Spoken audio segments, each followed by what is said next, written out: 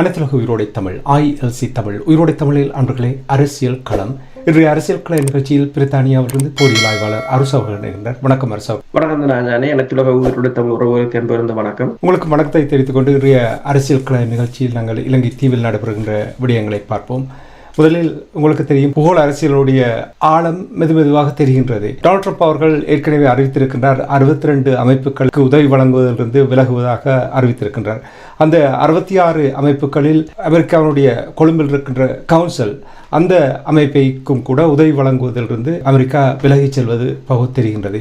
இது என்ன தாக்கத்தை ஏற்படுத்தும் இலங்கை தீவில் என்று உங்களால் அறியக்கூடியதாக இருக்கிறது? உண்மைதான். அமெரிக்கா அதிபர் டொனால்ட் ட்ரம்ப் பதவியேற்ற பிற்பாடு முன்னர் கூடி அவர் ஐக்கிய நாடுகள் சபையின் பல அமைப்புகளில் இருந்து வெளியேறுகின்றார். உதாரணமாக உலக சுகாதார நிறுவனமாக இருக்கலாம், அல்லது மனித உரிமைகள் ஆணைக்குழுவாக இருக்கலாம், பாரிஸ் கிளைமேட் சேஞ்ச் நிறுவனமாக இருக்கலாம்.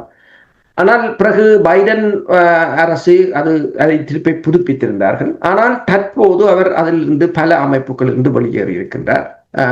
ஏற்கனவே இந்த UN அமைப்புகளில் இருந்து இந்த அமைப்புகள் உலக சுகாதார நிறுவனமாக இருக்கலாம், மனித உரிமைகள் ஆணைக்குழுவாக இருக்கலாம், பாரிஸ் கிளைமேட் சேஞ்ச் அக்ரிமெண்டாக இருக்கலாம். இதுகளில் வெளியேறுவது பல நாடுகள், என்றால் அமெரிக்கா தான் அதில் பிரதானமான கொடையாளியாக இருக்கின்றது. அப்போ பல நாடுகளில் அது பாரிய தாக்கத்தை, இப்போ ஆப்பிரிக்கா ஆசிய நாடுகளில் கூட பல மில்லியன் கணக்கான மக்கள் இறப்புக்கு காரணமாக இருக்கும். ஏனென்றால் அந்த நிறுவனங்கள் தமது அதாவது இலவச மருத்துவ பரிசோதனைகள், மருந்துகள் வழங்குவது போன்ற பல செயற்பாடுகளை நிறுத்தலாம் என்ற ஒரு கருத்துக்கள் எழுந்திருந்தது. அமெரிக்காவை ஒருவளமாக அரசியலுக்கு பயன்படுத்தினாலும் தனது NGOக்கள் மூலம் அந்த ஆட்சிகளை மாற்றுவதற்கு, அங்கு ஒரு ஊடுருவலை மேற்கொள்வதற்கு செய்தாலும், ஆனால் அதில் சில நன்மைகளையும் அவர்கள் அந்தந்த மக்களுக்கு வழங்குவதுண்டு. அதே போலதான் இந்த 7ஆம் தேதி ஜனவரி அமெரிக்காவின் வெள்ளை மாளிகையின், அதாவது வெளிவார அமைச்சர் மார்க் ரூபியோ, வெளிவார செயலாளர் அறிக்கையை வெளியிட்டிருக்கின்றார். அதாவது ட்ரம்பின் பணிப்பின் பேரு 66 நிறுவனங்களிலிருந்து அமெரிக்கா வெளியேறுகின்றது உடனடியாக என்று அந்த 66 நிறுவனங்களையும் பட்டியலிட்டிருக்கிறார்கள். அதில் 35 நிறுவனங்கள் NGOs என்று சொல்றது, அரசு சார்பற்ற நிறுவனங்கள். 31 நிறுவனங்கள் UN சார்ந்த, ஐக்கிய நாடுகள் சபை சார்ந்த NGOக்கள் என்று சொல்வது, எல்லாமாக 66. இதில் இந்த கொழும்பு பிளான் கவுன்சில் என்று சொல்றது, இது கொழும்பை தலைமையகமாக கொண்டது. கிட்டத்தட்ட ഇതിന്റെ மெயின் நோக்கம் இந்த சோஷியல் அண்ட் எக்கனாமிக்கல் டெவலப்மெண்ட் என்று சொல்லி அந்த பிராந்தியத்தின் பொருளாதார சமூக அபிவிருத்தி என்று சொல்வது. அதற்கு அமெரிக்கா தான் நிதிகளை வழங்கி கொண்டு வந்திருந்தது. 1951ஆம் ஆண்டு America, Australia, Canada, New Zealand, Pakistan, India போன்ற நாடுகள் இணைந்து கொழும்பை தலைமையகமாக கொண்டு அமைத்திருந்தார்கள். இப்போது அதிலிருந்து அமெரிக்கா வெளியேறுகின்றது. வெளியேறினால் அந்த நிறுவனம் மூடப்பட வேண்டும். அதற்கு வழங்கப்படுகின்ற மில்லியன் கணக்கான டாலர்களை அமெரிக்கா நிறுத்தி கொள்ளும். அது இலங்கையில் அது சார்ந்த வேலை திட்டங்கள், அது சார்ந்த அபிவிருத்தி திட்டங்கள் அனைத்திலும் பாதிப்பை கொண்டு வரும். அது அனைத்தும் நிறுத்தப்படலாம். உங்களுக்கு தெரியும், US8 அமெரிக்கா நிறுத்தி இருந்தது. US8 பணி செய்த பல ஆயிரம் மக்கள் வெளியே நிறுத்தப்பட்டிருந்தார்கள். பல்கலைக்கழகங்களுக்கான நிதியை நிறுத்தி இருந்தது. ஹவார்ட் பல்கலைக்கழகம் கூட பல செல்வந்தர்களிடம்தான் உதவி கேட்டிருந்தது. அதை தங்களுக்கு உதவிகளை செய்யுமாறு அவ்வாறு நிறுத்தி இருந்தார்கள். இப்ப கொழும்பு கவுன்சில் நிறுத்தம் அந்த பிராந்தியத்தின் அமெரிக்காவின் ஈடுபாட்டை குறைக்குமா என்றால், அமெரிக்கா இதற்கு பதிலாக தனது படை நடவடிக்கை அல்லது தூதரகத்தின் ஊடாக இந்த நடவடிக்கையை தாங்கள் ஒருங்கிணைத்துக் கொள்ளலாம். அவர்கள் ஏன் இதை கூறுகிறார்கள் என்று சொன்னால், இது ஒரு வேஸ்ட், அவர் சொல்கிறார்கள் யூஸ்லெஸ் வேஸ்ட். மற்றது அமெரிக்க மக்களுக்கு இதனால் எந்த பிரயோசனமும் இல்லை. இந்த நிறுவனங்களை தாங்கள் நடத்தும் போது அந்தந்த நாடுகள் அதற்கு இன்ஃப்ளூயன்ஸை எடுத்து அவர்கள் அதனை கையாண்டு கொண்டிருக்கிறார்கள் என்று.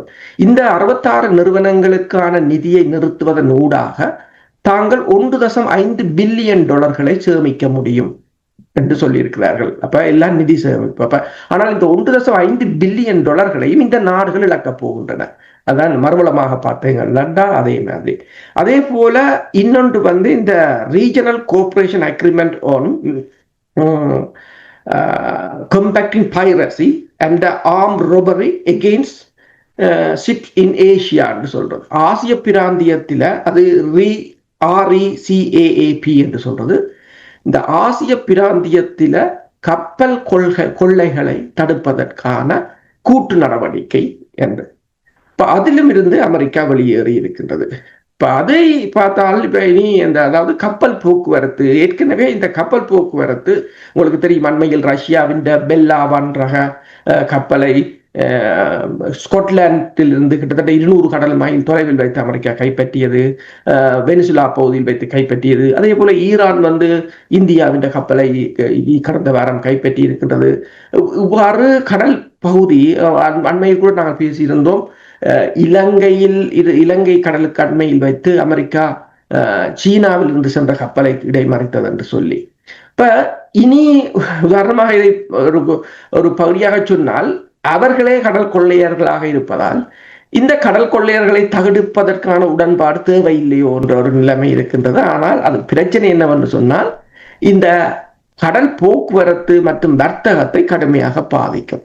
அதே போல UN conference on trade and development, UNCTAD என்று சொல்றது, அந்த நிறுவனத்திலிருந்து வெளியேறி இருக்கின்றது. அது உலக வர்த்தகத்தையும் பாதிக்கக்கூடியதாக இருக்கின்றது. இப்படி பெருமளவான 66 நிறுவனங்கள் என்று சொன்னால் மிக அதிகமான நிறுவனங்கள். இது அமெரிக்காவின் இந்த வெளியேற்றம் அதாவது இந்த நாடுகளுக்கான பொருளாதார ரீதியாக ஒரு பாதிப்பை ஏற்படுத்தும். மற்றது இந்த ரீஜன் அந்தந்த பிராந்தியத்தில் இருக்கின்ற சமநிலைகளை குழப்பம். ஏனென்றால் ஏற்கனவே இது 51ஆம் ஆண்டு தான் நீங்கள் யோசிச்சு பாருங்கள், எத்தனையோ ஆண்டு காலமாக அது ஒரு உறுதித்தன்மையாக இருந்து வந்தது. இப்போது அது ஒரு வேக்யூம் வெற்றிடமாக வருகின்றது. பிராந்திய பொருளாதார ரீதியாக தாக்கத்தை ஏற்படுத்தும் என்று நீங்கள் கூறுகிறீர்கள். இலங்கை தீவை பொறுத்த மட்டும் அவ்வளவு தாக்கம் ஏற்படுமா? ஏனென்றால் ஒரு அமைப்பு, அந்த அமைப்பு அமெரிக்கா தன்னுடைய நலன் கருதி இதுவரை காலமும் வழி நடத்தி கொண்டு வந்திருக்கின்றது. அதிலிருந்து விலகி செல்வதால் இலங்கைக்கு பொருளாதாரத்தினால் ஏதாவது தாக்கம் இருக்கிறது? இது ஒரு அமைப்பு இல்லை, இது ஒரு அமைப்பு. இலங்கையிலிருந்து ஒரு அமைப்பு தானே விலகு. உண்மைதானோ, ஒரு அமைப்பு. ஆனா இதுதான் பிரதானமாக இலங்கையை மையமாக கொண்ட அமைப்பு. ஆனால் இந்த துணை அமைப்புகள், இப்ப ஆர்ம் ராபரி, இந்த கப்பல்களுக்கான பாதுகாப்பு, அதெல்லாம் இந்த ஆசிய பிராந்தியத்தை மையமாக கொண்டது. அதுவும் இலங்கைக்கு உரிய பாதிப்பாகத்தான் இருக்கும். அதே போல இன்னும் பெருமளவான இந்த சூழல் பாதுகாப்பு அமைப்புகள் உண்டு. இந்த சூழல் பாதுகாப்போ அல்லது பிராந்தியத்தின் உறுதித்தன்மையை பேணுவதற்கோ இலங்கை தனது நிதியை செலவழித்து அதனை மேற்கொள்ளக்கூடிய நிலையில் இல்லை. அப்ப இவ்வாறான நிறுவனங்களில் தான் அவர்கள் தங்கி இருந்தார்கள். அப்ப இந்த வெற்றிடம் இனி இந்த நாடுகள் அதை செலவழிக்க வேண்டும், அல்லது அதிலிருந்து தமக்கான பாதுகாப்பை தாங்கள் தேடிக்கொள்ள வேண்டும். இல்லை என்றால் முற்றுமுழுதாக அமெரிக்காவுடன் சரணடைந்து விட வேண்டும் என்ற ஒரு நிலையை இவர்களுக்கு ஏற்படுத்த போகிறது. இது இப்ப இலங்கையை தளமாக, இது இலங்கையில் சில ப்ராஜெக்ட் மேற்கொள்ளப்படுகின்ற திட்டங்களை நிறுத்தலாம். ஆனால் இதற்கு அப்பால் இப்ப கூவில் இருந்து வெளியேறியதோ அல்லது மனித உரிமைகள் ஆணைக்குழுவோ பல விடயங்களில் இவையெல்லாம் யூனிசெஃபாக இருக்கலாம், US8 இருக்கலாம். US8 கூட கிட்டத்தட்ட 2000 பேர் இலங்கையில் வேலைகளை இழந்தார்கள். என்னென்று சொன்னால் சின்ன சின்ன நிறுவனங்கள், அது சார்ந்த நிறுவனங்கள் என்று சொல்லி பலர் இந்த NGOக்களுக்கு வேலை செய்பவர்கள் அங்கு அதிகம்.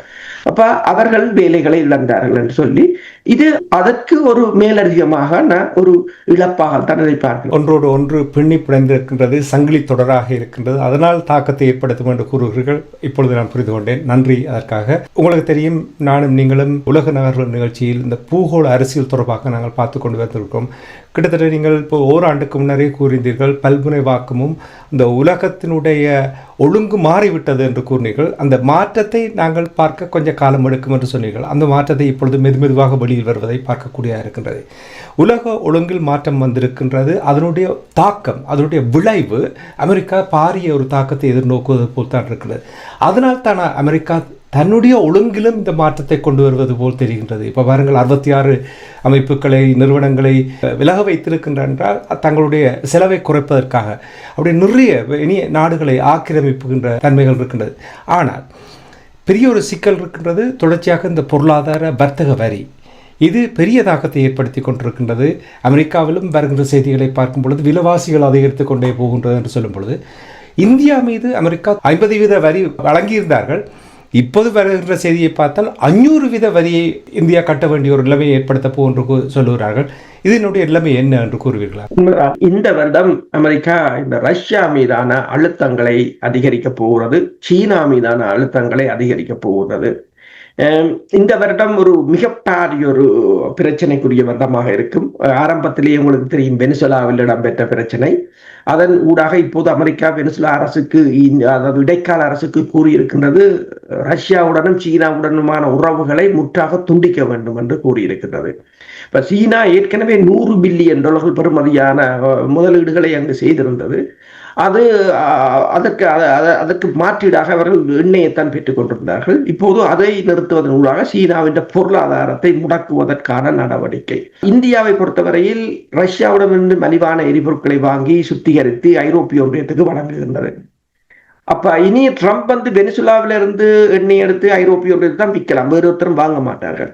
ஏனென்றால் ஐரோப்பிய ஒன்றியத்தை ரஷ்யாவிடமிருந்து வாங்குகிற மலிவான எரிபொருட்கள் என்று நிறுத்திவிட்டார். அப்ப இனி தான் விற்கணும் என்று சொன்னால் இந்தியாவினுடைய நிறுத்த வேண்டும். இந்தியாவின் நிறுத்தினால்தான் இங்க தான் இணைத்த விலைக்கு, அதாவது அதிக டபுள், ரஷ்யாவிடமிருந்து வாங்குகின்ற எண்ணெயை விட இப்போது ஐரோப்பிய ஒன்றியம் 2 மடங்கு விலையை கொடுத்து தான் எண்ணெயை வாங்குகிறது.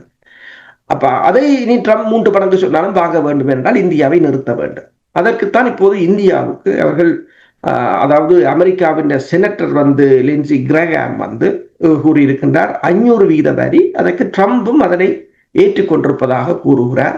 இந்தியா முற்றுமுழுதாக நிறுத்த வேண்டும் என்று சொல்லி, இந்தியாவால் இப்போதைக்கு நிறுத்த முடியாத நிலை. நிறுத்தினால் இந்தியாவின் பொருளாதாரம் ஏற்கனவே அதால பாதாளத்துக்கு போய்விட்டது. இதை நிறுத்துவதன் ஊடாக முற்று முழுதாக இந்தியாவில் உள்நாட்டு கலவரங்கள் ஏற்படலாம். இப்ப இந்திய பாத்திரிகையாளர்கள், பிரித்தானியாவை தளமாக கொண்ட மூத்த பேராசிரியர்கள் கூறியது ஒன்றுதான், இந்தியா இந்த ரஷ்யாவின் எரிபொருட்களிலிருந்து உடனடியாக நிற்க முடியாது. அவ்வாறு என்றால் மிகப்பெரிய ஒரு உள்நாட்டு பிரச்சனைகள் வரும், பணவீக்கம் ஏற்படும், ஆட்சி மாற்றங்கள் கூட ஏற்படலாம். ஆனால் அமெரிக்கா அதை நோக்கித்தான் நகர்ந்து கொண்டிருக்கின்றது, இந்தியா மீதான அதிக அழுத்தங்களை மேற்கொள்வதற்கு. இப்போ ஜெய்சங்கர் பாரிஸுக்கு வந்திருக்கின்றார். பாரிஸில் அவர் போலந்து, பிரான்ஸ், ஜெர்மன் போன்ற நாடுகள் அதிகாரிகளை சந்தித்திருக்கின்றார். இந்த உக்ரைன் பிரச்சனை மற்றது பொருளாதார பிரச்சனை தொடர்பாக பேசுவதற்கு. ஆனால் ஐரோப்பிய ஒன்றியம் கூட மிகப்பெரிய சிக்கலில் இருக்கின்றது. கிரீன்லாந்தை அவர் கைப்பற்ற போகிறார் என்ற ஒரு பிரச்சனையில் இருக்கிறார்கள். ஐரோப்பிய ஒன்றியம் ஏற்கனவே பொருளாதார ரீதியாக மிக கடுமையான பாதிப்புகளை சந்தித்துக் கொண்டிருக்கிறது. இந்த நிலையில் இந்தியாவுக்கு இவ்வளவு தூரத்துக்கு அவர்களால் உதவ முடியும் என்றதும் பெரிய ஒரு பிரச்சனையாகத்தான் இருக்கின்றது. அதே நேரம் நீங்கள் பார்த்தீங்கன்னு சொன்னால் இந்த 66 நிறுவனங்களிலிருந்து இந்த அமெரிக்கா வெளியேறியது. அதில் பல இந்தியாவில் இருக்கின்ற நிறுவனங்கள். அதில் இப்ப ISA என்ற ஒரு ஒன்றை கூறுகிறேன். ISA என்றது இந்திய இன்டர்நேஷனல் சோலார் அலையன்ஸ் என்று சொல்ற, அது இந்தியா தான் அதுக்கு தலைமை வகித்தது. இப்ப கொழும்பு கவுன்சிலுக்கு எவ்வாறு ஸ்ரீலங்கா அதை ஹெட் ஆபீஸாக தலைமையகமாக இயங்கியதோ அதே போல இது இந்தியா தான். அப்ப அமெரிக்காவின் நிதிகள் அதிக அளவு கிடைத்தது. இப்ப சீனாவில் பார்த்தீங்கன்னா சோலார் பேனல் மிக மிக அதிகமானது. அவர்கள் கிட்டத்தட்ட 60-80% கிரீன் எனர்ஜிக்கு மாறிவிட்டார்கள். இந்தியா அந்த நிலையை எட்டவில்லை. அப்ப அதையும் நிறுத்தி இருக்கிறார் ட்ரம்ப் என்னும் போது, அதுவும் இந்தியா இனி அதை கைவிட வேண்டும், இல்லது தங்கள் சொந்த நிதியில் தான் அதை செயற்படுத்த வேண்டிய ஒரு நிலைக்கு கொண்டு வந்திருக்கிறார்கள். இப்ப இந்தியாவை முற்று முழுதாக தங்கள் கை வசத்துக்கு வரும் வரையிலும் அமெரிக்கா மிக அதிக அளவான வரிகளை போடும் என்றுதான் கூறப்படுகிறது. அதே நேரம் இந்தியாவை கையை முறுக்கி அந்த தனது ஆயுதங்களை விற்பதற்கும், அதாவது 67 அப்பாச்சி வகை உலங்கு வானூர்திகளை இந்தியா வாங்கியதாக கூறியிருந்தார் ட்ரம்ப். இந்தியா உடனடியாக மறுத்திருந்தது, இல்லை நாங்கள் 22 தான் வாங்கினோம், $2.2 பில்லியன் 22 தான் வாங்கினோம் என்று சொல்லியிருந்தார்கள். ஆனால் அவர் 66 என்றார். அதாவது இன்னும் கூட விற்பனை செய்வதற்கு அவர் முயற்சி செய்கிறார் போலதான் தெரிகின்றார். பேச போகின்றார். உண்மைதான். 66 வாங்கினீர்கள் என்றால் இதை தருவேன் அதை தருவேன் என்று சொல்ல போகிறார்கள். ஆனால் சொல்லிவிட்டு மீண்டும் வரியை கூட்டுவார்கள். அந்த அவ்வாறான ஒரு நிலையாகத்தான் இருக்கின்றது. இரண்டாவது உங்களுக்கு தெரியும், இந்த வாரம் அமெரிக்கா, அதாவது இந்த தங்கத்தின் கையிருப்பு டாலரை மிஞ்சி விட்டது. டாலர் என்ற கையிருப்பை விட டாலர் டிக்ளைன் பண்ணி கொண்டு போகிறது, தங்கம் அப்படி ஏறிக்கொண்டு போகிறது. அப்ப டாலரை இனி அவர்கள் டாலரை நிமித்துவதற்கு தான் இப்போதைய இந்த முயற்சிகள் இடம்பெறுகின்றது. அதற்கான அதுக்குரிய நிதியை பம்ப் பண்ணுவதற்கு எல்லா நாடுகளும் விலையை செலுத்த வேண்டும் என்ற ஒரு நிலையை அமெரிக்கா கொண்டு வருகிறது. ஆனால் இதில் அதிகம் பாதிக்கப்பட்ட நாடாக இப்போது இந்தியா இருக்கின்றது. ஏனென்றால் சீனாவின் மீது அமெரிக்கா அதிக அளவு அழுத்தங்களை போட முடியாது. என்றால் அமெரிக்காவும் சீனாவில் டிபெண்ட் பண்ணி இருக்கின்றது. பல அரிய வகை உலோகப் பொருட்கள் மற்றும் பல வகை பொருட்கள் மற்றும் அமெரிக்கா ஏற்றுமதி இறக்குமதி. அப்ப சீனாவின் ஒரு லெவலுக்கு தான் செய்யலாம். இந்தியாவை அவர்கள் எவ்வளவு தூரம் வேண்டும் என்றாலும் நசுக்கலாம் என்ற நிலை. இப்ப இதை ஈடுகட்டுவதற்கு தான் தற்போது ஜெய்சங்கர் ஐரோப்பாவுக்கு, பிரான்சுக்கு வந்திருக்கின்றார்.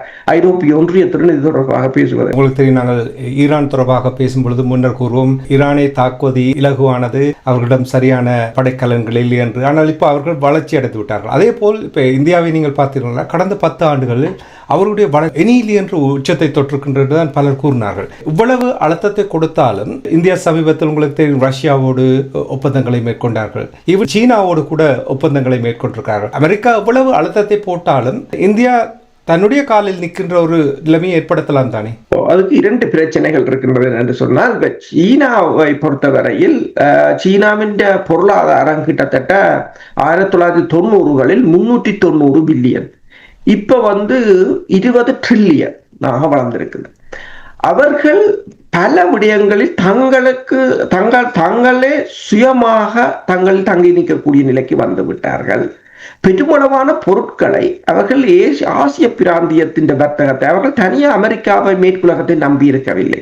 ஆப்பிரிக்க நாடுகள், இப்ப லத்தீன் அமெரிக்க நாடுகள், ஆசிய நாடுகள் எல்லாவற்றுக்கும் பறந்திருக்கிறார்கள். அடுத்ததாக அவர்கள் டெக்னாலஜி வைஸாயும் இப்ப நீங்கள் பார்த்தீங்கன்னு சொன்னா மேற்குலகத்தை சார்ந்திருக்கவில்லை. தங்களிடம் ஏஐ என்று சொன்னால் அவங்க GPT என்று சொன்னால் அவங்க DeepSeek தாங்களே வெளிக்கொண்டு வரக்கூடிய ஒரு நிலையில் இருந்தார். இப்ப இந்தியாவின் பிரச்சனை என்னவென்று சொன்னால், இந்தியா உற்பத்தி செய்கின்ற பொருட்கள் எல்லாம் சீனாவும் உற்பத்தி செய்கிறது. அப்ப இந்தியாவால் சீனாவுக்கு அதை சந்தைப்படுத்த முடியாது. ஆசிய பிராந்தியத்துக்கு சந்தைப்படுத்தலாம் என்றால் அங்கேயும் சீனா அதை விற்கலாம், சீனாவும் அதை விற்கலாம், தாய்லாந்தும் அதை செய்கிறது, கம்போடியாவும் யுனிக்கா உங்களிடம் ஒன்றும் இல்லை.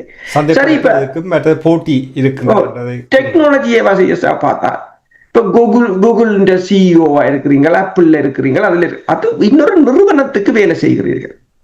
உங்களிடம் ஒரு நிறுவனம் வெளிநாடுகளை டிமாண்ட் பண்ணக்கூடிய அளவுக்கு இல்லை. அதுதான் அந்த பிரச்சனை.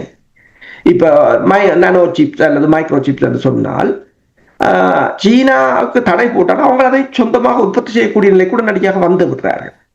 இப்ப இந்தியாவோட சென்ட்ரல் பேங்கின் கிளவுட் சிஸ்டமே கூகுளோட தான் இருக்கு. அப்ப ஆனா ரஷ்யாண்டையும் சீனாண்டையும் அவ்வாறு இல்லை. அப்ப நீங்கள் யாருக்கு என்ன கொடுக்குறீங்கள், வாரீங்கள் அவன் பார்த்து கொண்டிருப்பான். 2027 அல்லது 30 தான் நாம் இண்டிபெண்டா வரப்போகணும் என்று சொல்லுகிறார்கள். அதுக்கும் கிட்டத்தட்ட $2 பில்லியன் இந்தியா ஒதுக்கி இருக்கிறது தாங்களாகவே அதை செய்து வருவதற்கு. இப்ப இந்த மேற்குலகம் சார்ந்திருந்ததுதான் இவ்வளவு ஒரு பெரிய ஒரு பிரச்சனைக்கு காரணம். ஏன்னா நீங்கள் வேலைக்கு இதை தொடர்பாக சிந்திக்கவில்லை, அது தொடர்பாக கொஞ்சம் கொஞ்சமாக மாற்றி இருக்க வேண்டும். இப்ப ரஷ்யாவின் அந்நிய கையிருப்பு 300 பில்லியனை கைப்பற்றினார்கள். அப்ப சீனா என்ன செய்தது? உடனடியாகவே சவுதி அரேபியா, சீனா எல்லாம் எடுக்கவில்லை, கொஞ்சம் கொஞ்சமாக அவங்க மாற்றுகிறார்கள். என்றால் இன்னொரு பிரச்சனை, தங்களை இப்ப ட்ரம்ப் கூறுவார் சவுதி அரேபியாட்ட, நீ உளவு எண்ணெயை உற்பத்தி செய்யணும். சவுதி அரேபியா மாட்டேன்னு சொன்னால் என்ன செய்வார்? சவுதி அரேபியா அந்நிய கையிருப்பை முடக்குவாங்க. அப்ப இப்ப தெரியுது, இப்ப இரண்டாவது அதை வெப்பன்ஸாகத்தான் யூஸ் பண்ணுகிறாரு. இப்ப சீனாவின் அமெரிக்காவின் கடன் முறி வந்து 1.3 ட்ரில்லியனாக இருந்தது. இப்ப 700 பில்லியனாக குறைஞ்சிட்டது. அவங்க மெல்ல மெல்ல எடுத்துட்டாங்க, கொஞ்சம் கொஞ்சமா விட்ரோ பண்ணிக்கொண்டு. அதுதான் இந்த ட்ரம்பின் தற்போதைய பிரச்சனைக்குரிய காரணம். பொருளாதாரத்தை கூறும் பொழுது சீனா இன்னும் சில ஆண்டுகளில் முதலாவது இடத்தை பிடிக்கும் என்று சொல்லுகிறார்கள். அதேபோல் இந்தியாவை நீங்கள் பார்த்துக்கீங்களா, 6-7 இருந்தவர்கள் இப்பொழுது 4வது இடத்துக்கு வந்திருக்கிறார்கள். படிப்படியாக உயர்ந்து கொண்டு வந்தாலும் சந்தை என்பது பெரிய ஒரு பிரச்சனையாக இருக்க போகுது என்பதை நீங்கள் கூறும் பொழுது, இலங்கை இன்னொரு சந்தையாக இருந்தாலும் கூட இலங்கைக்கும் இந்தியாவுக்கும் இடையிலான உறவு முக்கியம், பிராந்தியம். இனி அமெரிக்கா சீனாவினுடைய ஆதிக்கம் இலங்கை தீவில் இருந்துவிடக்கூடாது என்பதில் அவர்களும் தெளிவாக இருக்கிறார்கள். அதனால்தான் உதவிகளும் அழுத்தங்களும் பிரயோகிக்கப்படுகின்ற விடயங்கள் நீங்கள் அடிக்கடி கூறிக்கொண்டு வந்திருக்கிறீர்கள். அதில் ஒன்று உங்களுக்கு தெரியும், நரேந்திர மோடி அவர்கள் இலங்கைக்கு பயணத்தை மேற்கொண்ட பொழுது பாலத்தை மீண்டும் கட்டி எழுப்புவதற்கான ஒப்பந்தம் ஒன்று கைச்சாத்திடப்பட்ட விடயத்தை நாங்கள் பார்த்திருக்கின்றோம். இந்தியா கூறுகிறது அந்த பாலத்தை கட்டுவதற்கு தாங்கள் ரெடி, நீங்கள் ரெடியா என்று கேட்டிருப்பது போல் தெரிகிறது. இலங்கை ரெடியா, இந்தியா ரெடியா? உண்மைதான். என்னென்று சொன்னால், அதாவது இந்தியா வந்து இலங்கையின் முடிவுக்காக தாங்கள் காத்திருப்பதாக இந்தியாவின் அதாவது இந்தியாண்ட தூதரக அதிகாரி, தூதரக ஹை கமிஷனர் வந்து சந்தோஷ் ஜா வந்து சொல்லி இருக்கின்றார் ஊடகவியலாளர்களிடம். இந்த லேண்ட் கனெக்டிவிட்டி என்று சொல்றது இந்தியா, அதாவது மன்னாருக்கும் தனுஷ்கோடிக்கும் இடையிலான இந்த பாலம் போடுவது தொடர்பான ப்ரொஜெக்ட் தங்களிடம் ரெடியாக இருக்கின்றது என்று சொல்லியும், ஆனால் இலங்கை தான் அது தொடர்பாக முடிவெடுக்க வேண்டும் என்றும் சொல்லியிருக்கிறார்கள். ஆனால் இலங்கையில் அதற்கு மிக கடுமையான எதிர்ப்புகள் தோன்றி இருக்கின்றன. ஏனென்று சொன்னால், இந்தியாண்ட பொருட்கள் ஃப்ளோட் பண்ணும், மற்றது இந்தியாவில இருந்து அதை கட்டுப்படுத்த முடியாத என்ற ஒரு நிலை இருக்கின்றது இலங்கையிடம். ஆனால் இந்தியா ஒன்றை கூறியிருக்கின்றது, இதை வந்து இலங்கை தான் இதை ஆரம்பித்தது, நாங்கள் இதை ஆரம்பிக்கவில்லை, இலங்கை தான் எங்களிடம் கேட்டது முதலில், ஆனால் இப்போது இலங்கை இதை மாட்டேன் என்று கூறுகிறது என்று சொல்லி. என்று சொன்னால், இலங்கையின் ஒவ்வொரு அரசியல் கட்சிகளும் ஒவ்வொரு மாதிரி. இப்ப இந்த வாரம், அதாவது வியாழக்கிழமை, நாமல் ராஜபக்ஷ ஒன்று பேசியிருந்தார். அதாவது பூகோள அரசியலை நாங்கள் கருத்தில் கொள்ள வேண்டும், இந்த பிராந்தியத்தின் உறுதித்தன்மைக்கு நாங்கள் இந்தியாவைத்தான் அழைக்க வேண்டும் என்று. உங்களுக்கு தெரியும், இந்திய தூதுவர் வந்து அடிக்கடி நாமல் ராஜபக்ஷவை சந்திப்பார், அடிக்கடி மஹிந்த ராஜபக்ஷவை சந்திப்பார். இப்போது அதன் வெளிப்பாடாக வந்திருக்கின்றது. அதாவது அமெரிக்காவின் அழுத்தங்கள், அமெரிக்காவின் படைத்துறை பிரசன்னங்கள் இலங்கையில் அதிகரித்து கொண்டு வருகின்ற நேரத்தில் நாமல் ராஜபக்ஷ இப்போது இந்த கதையை கொண்டு வந்திருக்கின்றார், இந்தியா தான் இந்த பிராந்தியத்தின் பாதுகாப்பு என்று. இப்ப தமிழ் அமைப்புகளும் இந்தியாதான் இந்த பிராந்தியத்தின் பாதுகாப்பு என்று புலம்பெயர் தமிழ் அமைப்புகளும் சொல்லுகின்றன, இலங்கையில் இருக்கின்ற அரசியல் கட்சிகளும் சொல்லுகின்றன. அப்ப கிட்டத்தட்ட நாமல் ராஜபக்ஷவும் தமிழ் அமைப்புகளும் ஒரே பாதையில் தான் பயணிக்கின்றன என்பது தெளிவாக தெரிகிறது. அப்ப அப்படி அரசுகள், ஒவ்வொரு அரசுகள் மாறின போது ஒவ்வொரு அரசுகளும் ஒவ்வொரு வாக்குறுதிகளை கொடுப்பார்கள். ரணிலை பொறுத்தவரையில், ரணில் வந்து அதாவது இந்த தமிழக சந்தை வாய்ப்புடன் வடக்கு கிழக்கின்ற சந்தை வாய்ப்புகளை இணைப்பதற்கு ஒரு முயற்சியாக இருந்தது. ஆனால் அதைத்தான் இப்போது இந்திய தூதரக அதிகாரிகள் கூறுகிறார்கள், நீங்கள் தான் முதலில் ஆரம்பித்தீர்கள். ஆனால் இன்னொரு அரசு வரும்போது அவர்கள் இந்த திட்டங்கள் வேறுபட்டதாக இருக்கும். அவர்கள் அது மட்டுமல்லாது, இந்தியா எதிர்ப்பு வாதம் வந்து தென் இலங்கையில் மிக அதிகமாக இருக்கின்றது. அதிலையும் வந்து பௌத்த துறவிகள் இதுக்கு கடும் எதிர்ப்பாகத்தான் இருக்கிறார்கள். இந்த தரைப்பாதையை கட்டிவிட்ட இப்ப தென்னிலங்கையில் என்ன கூறுகிறார்கள் சொன்னால், இந்தியாவிலிருந்து கஞ்சா கொண்டு வருவதற்கு பாதை கட்டுகிறார்களோ அப்படி கேட்கிறார்கள். அது யார் என்று சொன்னால் தென்னிலங்கை அரசியல்வாதிகள் தான் இதை கூறுகிறார்கள். இதில் அதற்குரிய காரணம் என்னென்று சொன்னால், இந்தியாவும் இதை மீனவர் பிரச்சனையை தீர்த்து, இந்த போதை வஸ்துகள் இந்தியாவிலிருந்து இலங்கைக்கு வருவதை தடுத்து, ஏன்னா இந்தியாவுடன் கடற்படை இருக்கின்றது, ஒரு சின்ன பாதை, அந்த பாக்கு நீரினை அதை கட்டுப்படுத்த முடியாது என்று நீங்கள் சொல்ல முடியாது. அப்ப இந்தியாவும் இதில் அக்கறை இல்லாமல் இருந்ததும், அல்லது இந்தியா இதை வேண்டும் என்று செய்ததோ தெரியாது, அவ்வாறான நடவடிக்கைகள் தான் இதற்கு ஒரு முட்டுக்கட்டையாக இருக்கின்றது.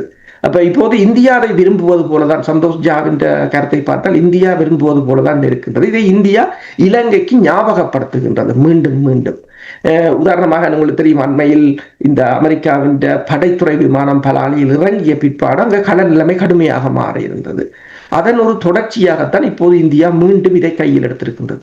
இந்தியா தன்னுடைய நலன் கருதி அதை பார்க்கிறது. ஒன்று, பொருளாதார அழுத்தங்கள் உலக பரப்பில் ஏற்பட்டாலும் ஒரு சிறிய சந்தையா இருந்தாலும் அது தொடர்ந்து தங்களுடைய, இப்ப நீங்க சொன்னீர்கள் சீனா அந்த பிராந்தியத்தில் இருக்கிறது, அப்ப விற்பதற்கு சந்தை இல்லை என்று சொல்லும் பொழுது இப்படி ஒரு பாதையை ஏற்படுத்தி விட்டால் இலகுவாகிவிடும். அது ஒன்று. இரண்டாவது, பூகோள அரசியல், சீனாவினுடைய ஆதிக்கம், அமெரிக்காவுடைய ஆதிக்கத்தை குறைக்க வேண்டும் என்பதுதான், தாங்கள் அதில் முழு கட்டுப்பாட்டோடு இருக்க வேண்டும் என்பதுதான் இந்தியாவுடைய நிலைப்பாடு. பொறுத்திருந்து பார்ப்போம் இந்த பாலம் எவ்வாறு அமைய போகின்ற என்ற விடயங்களை நாங்கள் பொறுத்திருந்து பார்ப்போம். மேலதிக தகவல்கள் வரும்பொழுது நாங்கள் உறவுகளுக்கு எடுத்து வருவோம் என்று கூறிக்கொண்டு இன்றைய அரசியல் கலை நிகழ்ச்சியை நாங்கள் இத்தோடு கொண்டு வந்து மீண்டும் இன்னொரு நிகழ்ச்சி இணைந்திருப்போம். அதுவரைக்கும் நன்றி, வணக்கம். நன்றி. எமது பார்வையாளர்களுக்கு வணக்கம். மக்களின் குரலாய் ஓங்கி ஒலிக்கும் இலக்கு மின்னிதழ் மற்றும் உயிரோடை தமிழ் வானொலி ஆகிய இவ்விரு ஊடகங்களும் உங்களைப் போன்ற எமது நேயர்கள் நண்பர்களின் ஆதரவிலேயே இயங்கி வருகின்றன. மிக குறைந்த வளங்களுடன் பல இடர்கள் மற்றும் தடைகளை தாண்டி பயணிக்கும் எமது ஊடகங்களின் பணிகள் மேலும் வளர உங்களால் முடிந்த நிதியுதவியை வழங்கி இன்னும் காத்திரமான செயற்பாடுகளை முன்னெடுக்க உதவுமாறு மிகவும் பணிவன்புடன் வேண்டி நிற்கின்றோம். உங்கள் பங்களிப்பு உங்களின் உரிமை குரலாய் ஓங்கி ஒலிக்கும். நன்றி.